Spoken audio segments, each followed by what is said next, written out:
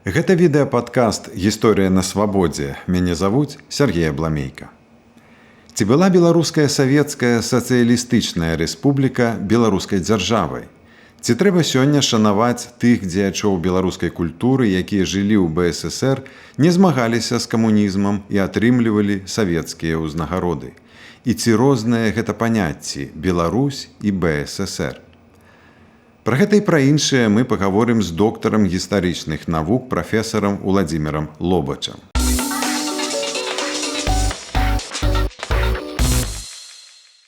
Добры дзень, Уладзімір. Добрый дзень. Тэму нашай гутаркі я абраў, вядома, не выпадкова. Сёння нярэдка можна пачуць меркаванне, што БССР была чыста савецка-камуністычным праектам Масквы і што нічога вартага сапраўды беларускага там не было створана. Кажуць і пішуць, што, напрыклад, беларускія пісьменнікі былі камуністычнымі калабарантамі, за рэдкім выключэннем не стварылі нічога каштоўнага і не вартыя памяці і пашаны. Карацей кажучы, БССР гэта толькі форма і інструмент русіфікацыі беларусаў, сцвярджаюць многія сённяшнія аўтары. Вось пра ўсё гэта мы сёння і пагаворым. Але пачаць я хачу з пытання, што такое БССР адразу пасля свайго стварення ў 1919 годзе і паўторнага абвяшчэння ў 1920. Гэта цікава, асабліва, калі мы гаворым пра 20-е гады 20-го стагоддзя. Гэта беларуская квазідзяржава, квазібеларуская дзяржава ці нешта іншае?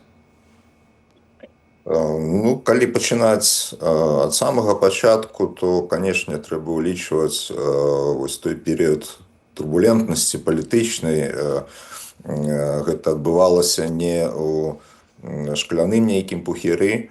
Вайна і наступствы яе, таксама бальшавіцкі закалот, і ўсё гэта, безумоўна, ўплывала. І вось у першых спробах абвясціць БССР там ёсць некалькі тэндэнцый такіх відавочна цікавых. Напрыклад, як вызначылі межы ўжо 1 студзеня 19 года ў Смаленску. Межы краіны былі вызначаны па максімуму, па сутнасці. Гэта была так званая карта акадэміка Карскага і ўключала не толькі беларускія губерні, але і частку Віленшчыны, Ковеншчыны, Сувальшчыну, Чарнігаўшчыны, ладны кавалак, і таксама Смаленшчыну за невялікім выняткам. То бок вось відавочна, што гэта былі такія нацыянальныя намеры максімальным чынам займець сваё месца ў свеце. Но надалей пачынаецца тое, якім чынам рэагавала Масква, уласна кажучы. Бо так ці іначай велося пра партыйную такую дысцыпліну, і бальшавікі крамлёўскія ўжо літаральна праз пару тыдняў пасля абвяшчэння, без усялякай згоды, яны проста вылучаюць са складу новаабвешчанай беларускай рэспублікі, яны вылучаюць Смаленшчыну, Магілёўшчыну і Віцебшчыну, які ўваходзяць у склад Расійскай Федэрацыі. То бок бачым мы, што былі і рэальна нацыянальныя памкненні, нягледзячы на іх такую камуністычную форму. І быў дыктат Масквы, бо потым гэтыя эфемерныя ўтварэнні, як Літбел, зноў-такі новае абвяшчэнне БССР.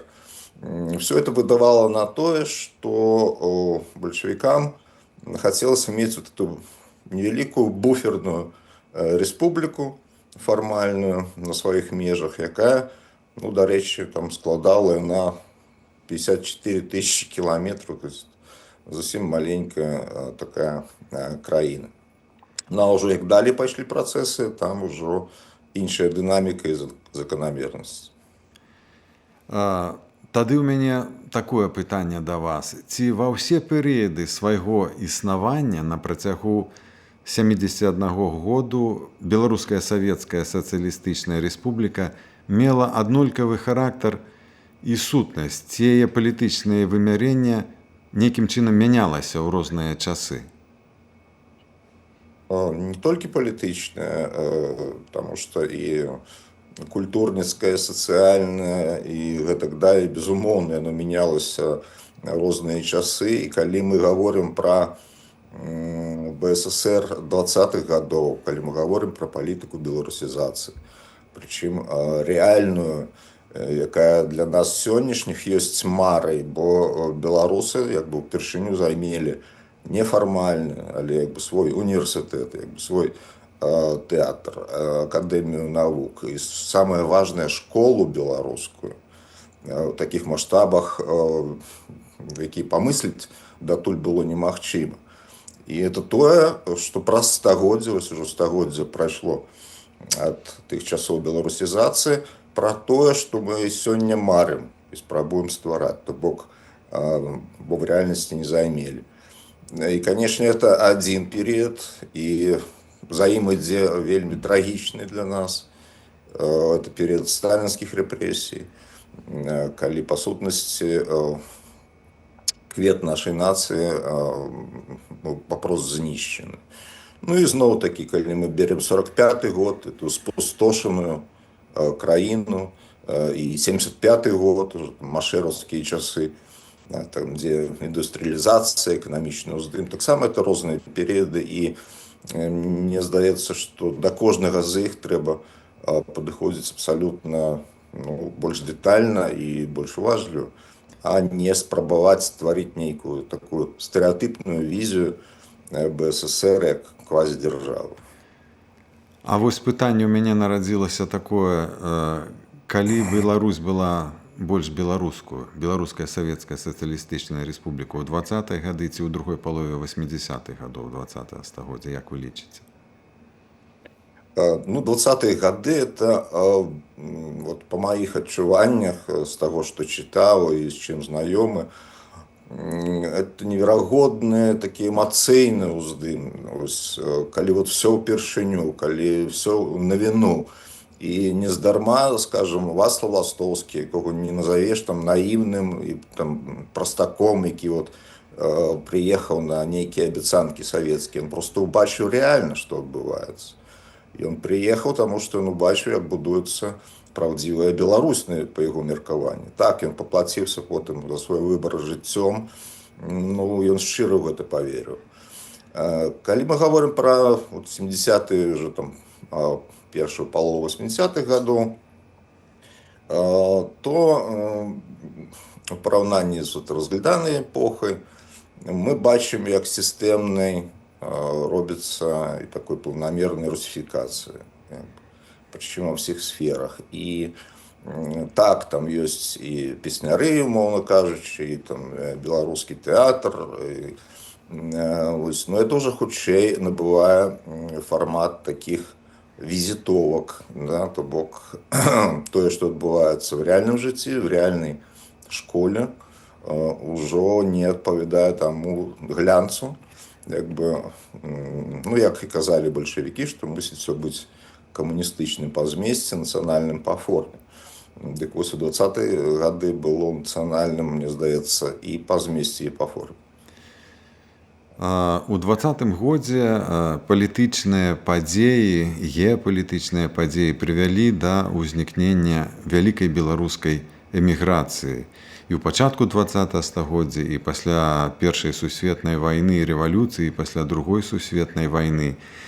І вот, відаць, правамернае пытанне, дзе ў савецкія часы была Беларусь, у БССР, у эміграцыі? Ці можна атаясамліваць Беларусь з БССР у 20-м стагоддзі?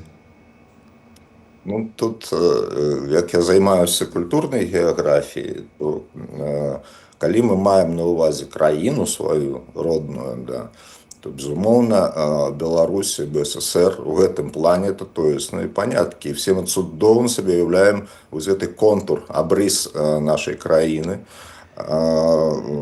І, ну, дарэчы, вот не так давно ввесцілі экстрэмісткімі там ювелірную нейкую фірму, вот, дзе самым брэндавым таварам был вот гэты контур нашай краіны. Ну і ў гэтым плане Беларусь і БССР, як нашая земля, ну, яны супадаюць.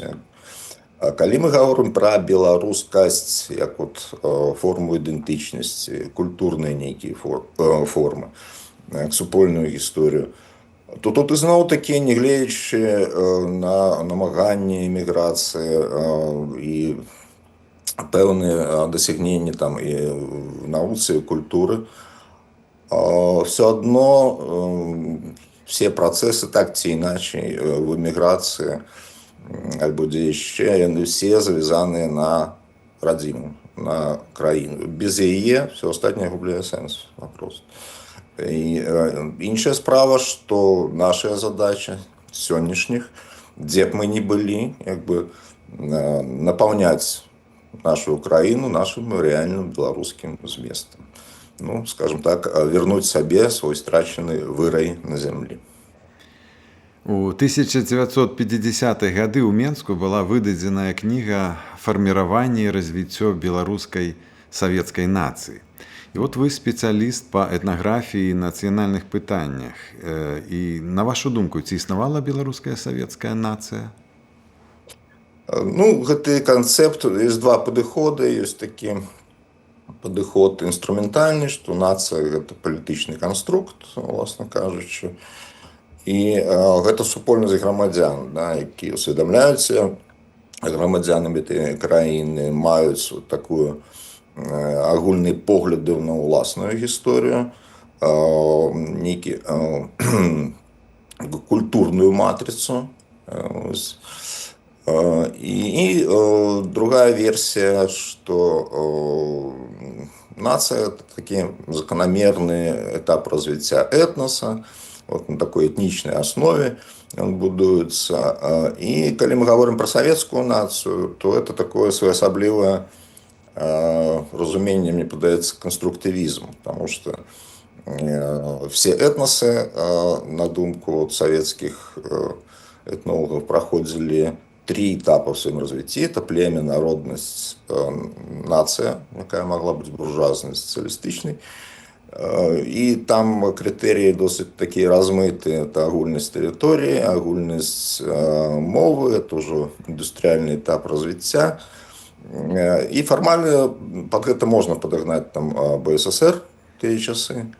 Аднак, калі мы гаворым пра менавіта ідэнтычнасць, пра нейкую культурную і гістарычную агульнасць, то варта было адкрыць падручнік па гісторыі БССР і прачытаць, што мы все жыццё як бы толькі і рабілі, каб уз'яднацца з брацкім рускім народам. То бок не было сваёй візіі гістарычнай, яна надзвычай важная. І зараз вакол гэтага таксама шмат дзідаў ламаюцца, бо это прынцыпова важны момант. Хто мы на гэтай зямлі, якую гісторыю маем і што нас аб'ядноўвае. Ну і цяпер давайте пагаворым пра спадчыну БССР. Сёння шмат каго з дзеячоў беларускай культуры абвінавачваюць у калабарацыі з камуністамі за тое, што яны атрымлівалі дзяржаўныя прэміі і ўзнагароды.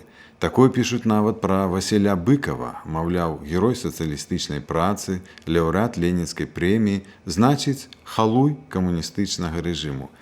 Як ставіцца да такіх ацэнак, на вашу думку, трэба? Ну, такие категоричные оценки, на мою думку, абсолютно непрадуктыўныя. І таким чынам нельга ацэньваць ніякую гістарычную эпоху. Толькі в адмоўным ключе, альбо толькі в пазітыўным. Што да калабарацыі, то, як зараз мне актуальнай тэмай ёсць акупацыя, вось гэты звонкія словы я б не выкарыстоўваў для людзей, у адносінах да людзей, якія, па сутнасці, ёсць гонарам беларускай нацыі. Бо так можна далёка зайсці і абвінаваціць у калабарацыянізме з савецкім рэжымам і нашых дзедоў, якія атрымлівалі медалі за адвагу у змаганні з нацызмам. Это абсалютна непрадуктыўны падыход. Ну і ўжо да слова з уласнай гісторыі. Я так адкрыў для сябе беларушчыну, она стала мне прывабна. з кнігі шыкоўна ілюстраванай Сялынькова Миколка Паровоз.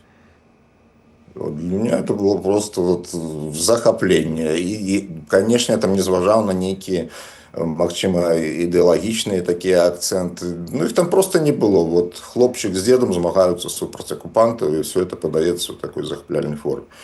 Ну и потым Владимир Караткевич, да, там, Василь Быков, целая плеяда пісьменнікаў, паэтаў, тэатральных дзеячоў. Ну, это просто нельга выкрэсліць і выкінуць, бо это реально тое, што нас вылучае сярод іншых еўрапейскай культуры і робіць адметнымі.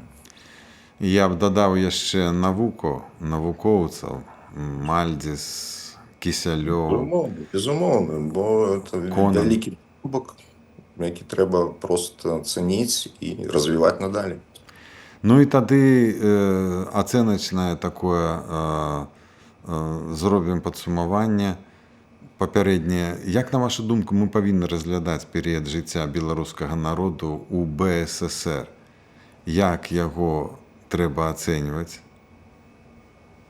Ну, гэты перыяд ён меў вельмі шмат, скажам шчыра, драматычных, нават трагічных сторонак, і так і ёсць, але па выніках, вот, калі глядзіш, напрыклад, на гаротны лёс курдаў, гэта народ, 45-мільённы народ, які так і не змог дамагчыся сваёй дзяржавы.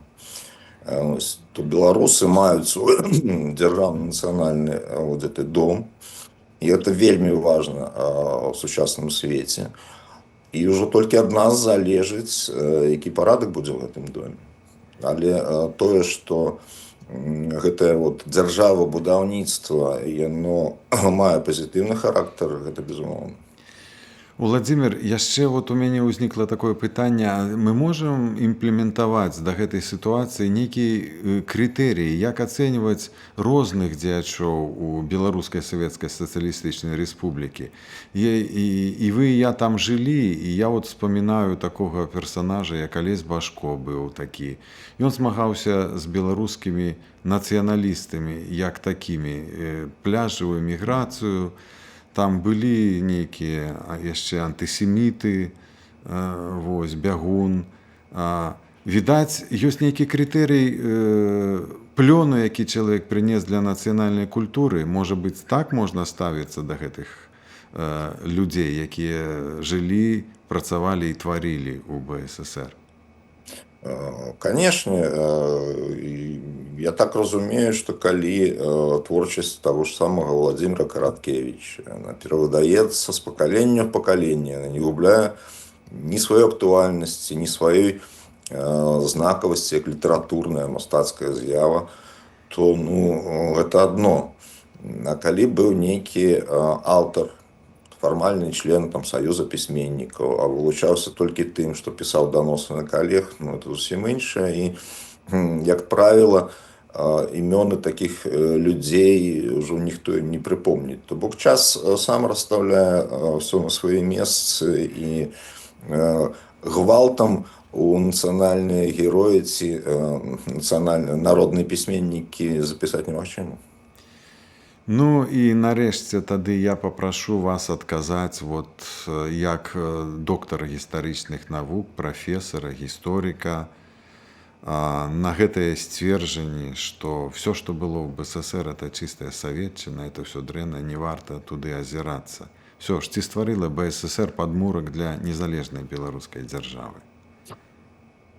Ну, конечно, стварыла, потому что, по сутнасці, нам не трэба было придумляць, пра гэта сказал, дзяржаву, як вот інстытуцыі, якія ўжо ёсць, якія адпрацаваныя. Іншая справа трэба напоўніць сваім, як бы, адпаведным зместам. Ну і калі мы глядзім БССР позняга часу, 89-й год, да, дзяды, вот, курапаты, гэта все было магчыма толькі в кантэксце. Гэта не падала майстроўня талака, моладзевая арганізацыя. Гэта все не падала з неба, вырастала натуральна на вось гэтай глебе.